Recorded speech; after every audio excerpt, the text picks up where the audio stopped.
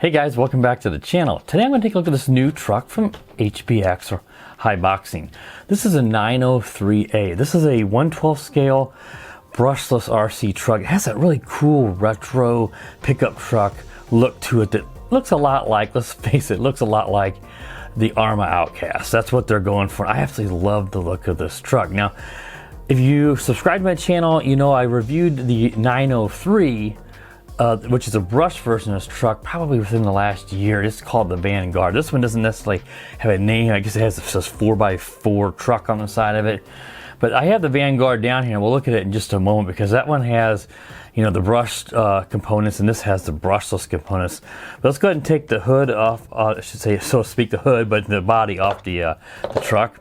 And this one has that brushless motor and ESC in this one. It's a 35 amp ESC, and it is a 2847 3800 kV brushless motor. It has some cooling fins or passive cooling on it to help keep the motor cool in this guy. So that's a big upgrade compared to the 390 brushed system in the Vanguard. Let me grab the Vanguard here, and as you guys can see here, they're very, very similar. This one doesn't have like the red or whatever on the wheels like the 903A does, but otherwise it's the same chassis on this. So pull off the top and you can see this one's got the brushed motor.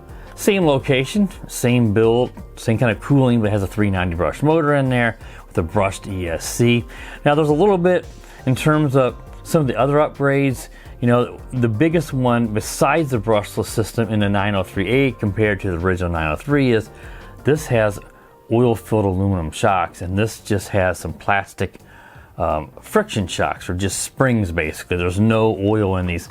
You can always tell that on these kind of cars because they have these just little screws in the top of them. There's no oil or nothing in them. Very, very bouncy on this car. Where on the 903A, you've got these really nice oil-filled aluminum shocks on this, and they're just really nice, and they dampen really soft, and that's what you want to see. That's, you know, when you're buying a brushless system, you hope it has oil-filled shocks. And when you're spending more money like this one cost compared to the original Vanguard, you're going to want to have oil-filled shocks. And I really like the white accent springs also on it. Just a nice little added look on that. Now, another upgrade on the 903A is you've got metal dog bones. And if you look on the 903 here, I'll just hold it up here, we've got plastic dog bones on that one. So another upgrade. Now, they both just have plastic turnbuckles here. So neither one of them has the metal, you know, kind of metal turnbuckles. They are just plastic here. But, you know, you got to cut some corners somewhere on this stuff whenever it is lower cost compared to an Arrma or a Traxxas or something along the lines of that. Now you have a 3-wire servo, so all that stuff upgradable, or you can replace it, and that is nice. It's not one of those funky, you know, 5-wire ones. This one also uses a LiPo pack, and you get 2 of these, and it is a 1600 milliamp hour, 7.4 volt, or of course 2S LiPo with a Dean's plug in your balance plug. And then, if you probably noticed here in the Vanguard, it came with a 2S lithium ion pack. So not a big deal. LiPos usually have a little bit more punch, you know, compared to a lithium ion. But then again, lithium ions aren't as sensitive to storage voltage. So if you get get this with the LiPos, get yourself a hobby grade charger, because that way you can put it at storage voltage so they don't swell up and go bad, where lithium ions are not susceptible to that. So that is one thing to keep in mind. So you do get 2 of those, and then they give you 2 chargers here in the bag. They're just these cheap USB chargers, lights in there, let you know when it's done, and you're gonna have to, you know, use these in a pinch when you get it, and it's just gonna take a long time to charge. So highly recommend getting a hobby grade charger. You also get your Phillips screwdriver, a 4-way wheel wrench, and some extra wheel nuts and the little pins in here. And then you get some extra body clips as well. So that's all the stuff that comes in there. Now you may wonder what this is if you saw this sitting up here. This is actually where you take this off the rear and you put your wheelie bar on. And the wheelie bar, of course, noticeable right here, has actually got wheels on it. And if this thing does a lot of wheelies, it's going to keep it from flipping over. I haven't driven it yet, so I don't know. Sometimes these manufacturers will give us wheelie bars, and you don't need it because the car doesn't have the punch. And on 35 amp, I don't know. There's nothing that mentions that this could be compatible with 3S. You could try it, but you may end up with a poof of smoke, or it could just burn. More likely, it would just burn out during driving. So I'm just going to stick to 2S. In terms of top speed, I'll have to look closely to see what they rate for this. I don't plan on doing a top speed test in this video. I may do some street runs just to get an idea how fast it looks, but I want to do a follow-up video with just speed tests. That way we can shorten this video and not make it that so long, and we can come back with just a video dedicated just to the speed test after this guy. So yeah, that's what I plan on to do with this. And yeah, I mean, that's pretty much all the stuff that comes with this. You get that, the 2 chargers, the wheelie bar, and the 2 LiPo batteries. And then of course you do get a decal sheet. You need to put the decals on this truck. So you pull the film off and then put the decals on, which I did. Spend about 10-15 minutes, and I thought that came out pretty well.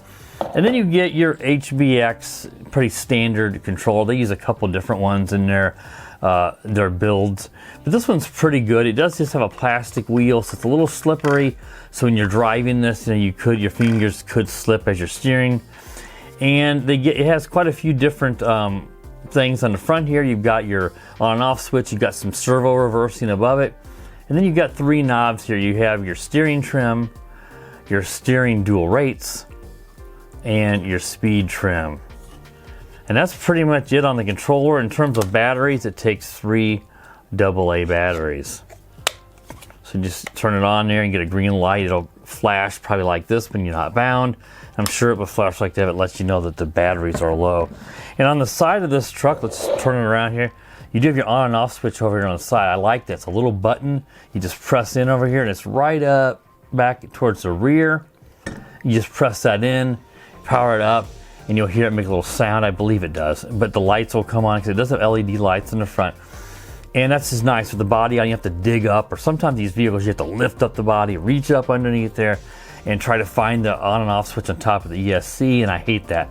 This is really nice that they have it on the sides. And like I said, there are white LEDs here on the front.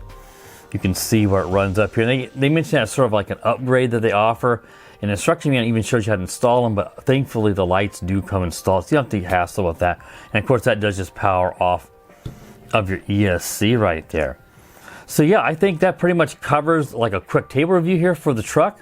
So what we're gonna do is let's get outside, let's drive it around for a moment, see how it looks in terms of speed, and then we'll get out there and try to bash it around in the yard or wherever. I haven't decided where I'm gonna take it yet. So let's get outside and we'll do that, guys. So I'll be right back.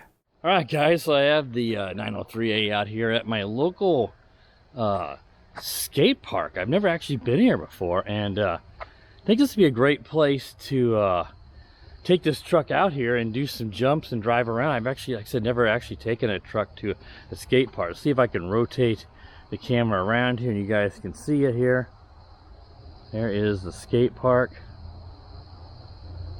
So yeah, that's what that looks like. I just got my camera on the gimbal here, so let me rotate it around.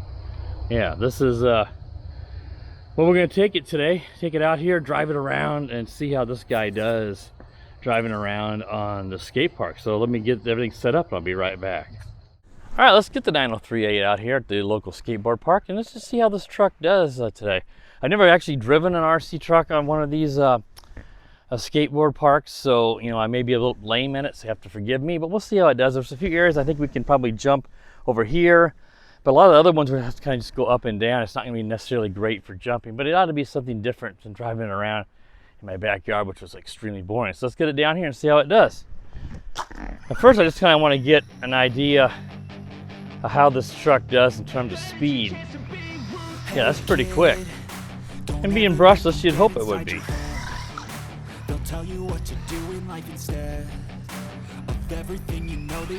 Yeah, I just want to get an idea on the speed there before I actually did anything. I'll try to do a follow-up video with this where I'll do a top speed test with the GPS on my street or someplace where we can actually get a reading. This is obviously not a large enough area. Nice. Nice balanced jumps. That's what you want to see out of these cars. You don't want to see a car that's nose heavy or rear heavy. Let's just try to get it up onto this here and see. Oh, no, nice. Like conked into the rail. Oh. Obviously, the handrail's a bit of a problem, so it kind of gets in the way here. Whoa, nice. Nice. I was going to hit the rail there. Darn handrail. I understand it's for the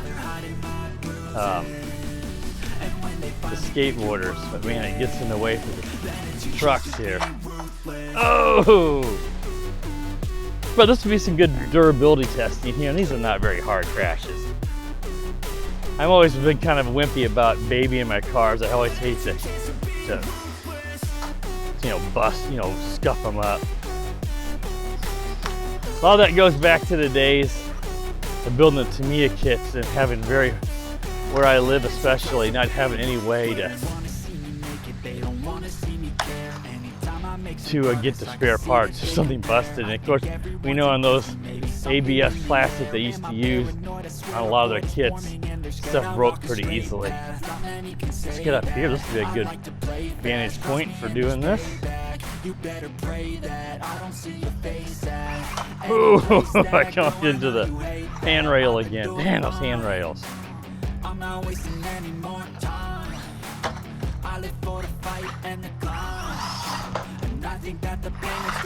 And this is pretty slick surface too.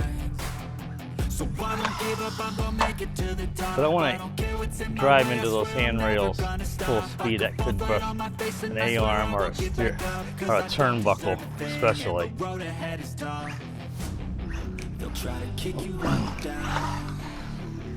Oh, again, that was pretty cool. Oh, down the steps. That's pretty rugged though, but you want to see. I don't think the truck looks perfectly fine. It's bouncing off a lot of stuff, but yeah. If you want a nice little basher like this, you can handle some.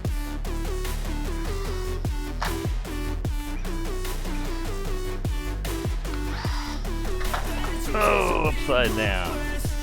So far we can see.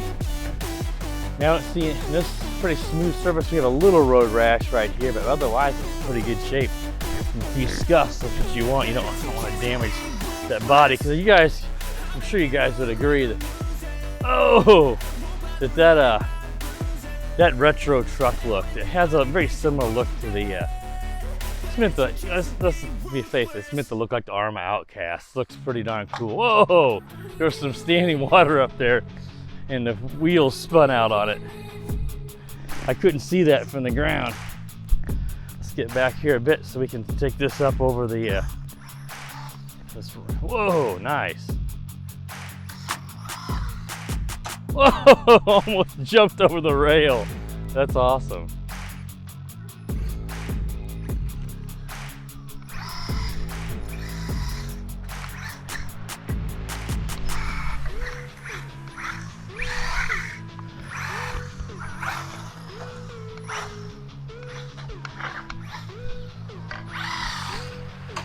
Whoa! Now, whenever I give this thing acceleration here, the wheelie bar is certainly not needed for just giving it full throttle. It's not even coming off the front wheels off the ground, but I suspect here, let's see if we do a reverse and then forward, I would think it probably would. No? Not really. So the wheelie bar is really not necessary. Oh. So I wouldn't even put it on if you're going to stick with 2S. Again, I don't know if this can handle 3S. They did not advertise that it can. But if you put 3S on this, I have no doubt that wheelie bar would be needed. But it doesn't seem to be necessary. Oh! Front bumper's getting a workout, that's for sure. But yeah, this is one of those really flexible front bumpers, and it's not going to break. Especially not for something like that. Oh, I think we got it wedged underneath it. Oh man, how do you even get up here? I'll have to figure out how to even get up there. Oh, we got it out, good. because it was wedged underneath the barrier there. Are we upright? Yeah. Yeah, this is pretty quick. That's actually probably our best way of getting some speed here. It's just right through that area. Yeah, this truck is awesome. Again, if I'm a bit lame at this, is the first time I've ever done this, so you have to bear with me. I forgot. Whoa! It looks like it's okay though. I gotta tell you, back in the day, a crash like that on the Tamiya kits, and you're probably replacing something. They were awesome, fun kits, but boy, they were not the sturdiest of vehicles, and that's what I, of course, grew up on.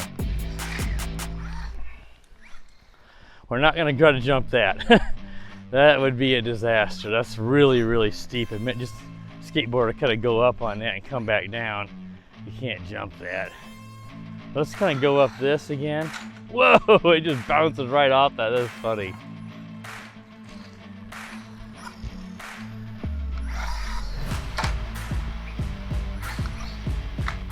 Oh, are we upright? Yeah. No, I think we're upside down.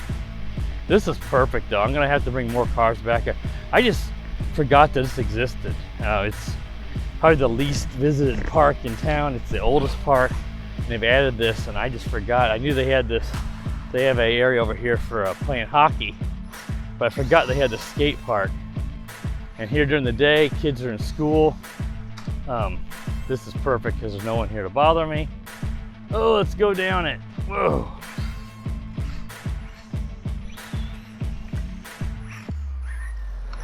Oh, we hit the handbar. It kind of loses traction, and that's whenever the truck will tend to slide into it.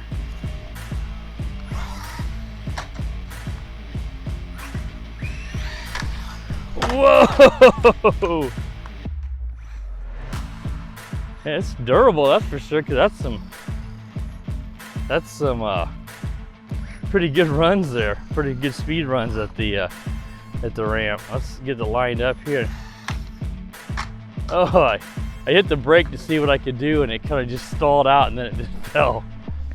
And I gotta say, HBX is probably my favorite lesser known Chinese, brand truck.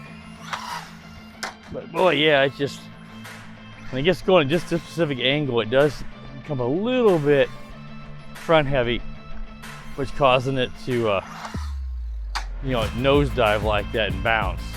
I think it's just more the angle of that jump.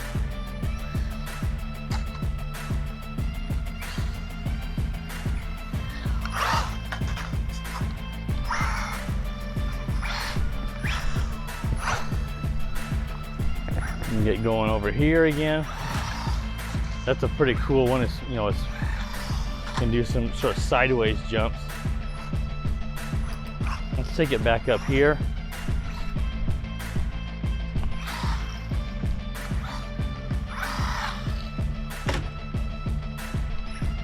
Whoa! Make it back up. Ah, it's too slick.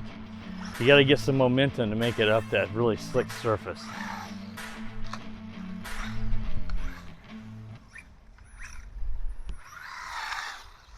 Whoa!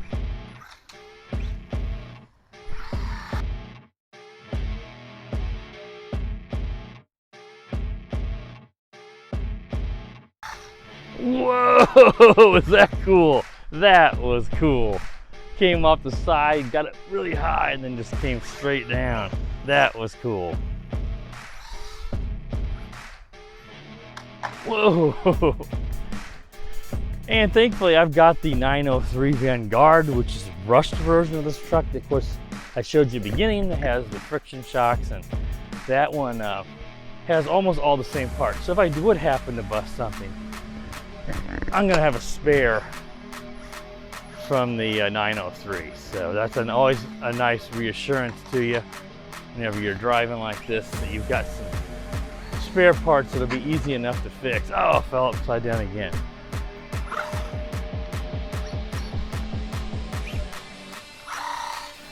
Whoa! It bounced off the body again.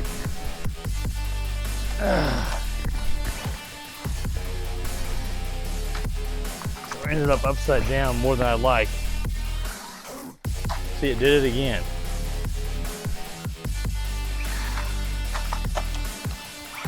So the truck might be, you know, it depends on the angle. It might be just a hair top heavy. You can see it kind of wants to go to the land on the front a little first.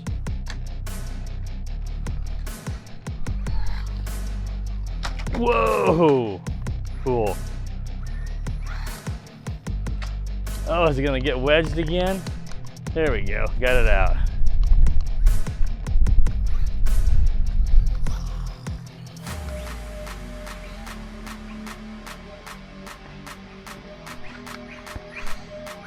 Let's drive it over here one more time and we'll wrap this video up here in just a moment.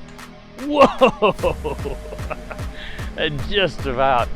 I tell you what, I think if I hit this one or that one over there and you hit it just right, I feel like you might be able to jump over the fence or here to get and actually jump out of the whoa, it did it again. Yeah, this is fun. Look at that, the height of that gets. Oh. Had a lot of rain here the other night, so there's too many puddles and some low spots in the metal where the truck certainly spins out even more.